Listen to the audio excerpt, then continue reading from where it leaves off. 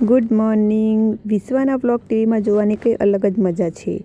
તો આદિ અને મારા સાસુ બેસી ગયા છે બબ્બુના શોર્ટ્સ જોવામાં, અને મારા દાદી એક બાજુ પોપકોર્ન વગાડે છે.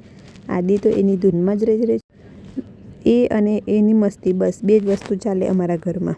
તો અમારા દાદીએ પોપકોર્ન પછી થોડા મમરા પણ વગાડી દીધા.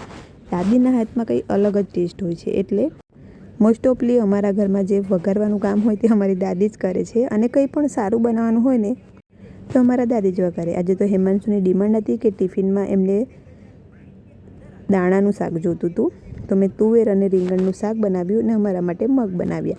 કેમ કે અમને બધાને કોરું બપોરે શાક ઓછું ભાવે, એટલે અમે કંઈક રસાવાળું જ બનાવીએ, કાં તો દાળ ભાત બનાવીએ.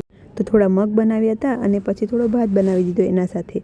મને જમવાનું બનાવવાનું જ્યારથી આવડી ગયું છે ને ત્યારથી મને જમવાનું બનાવવાની બહુ જ મજા આવે. પહેલાં તો મને એમ હતું કઈ રીતના હું જમવાનું બનાવીશ, પણ હવે મને બધું જ આવડે છે.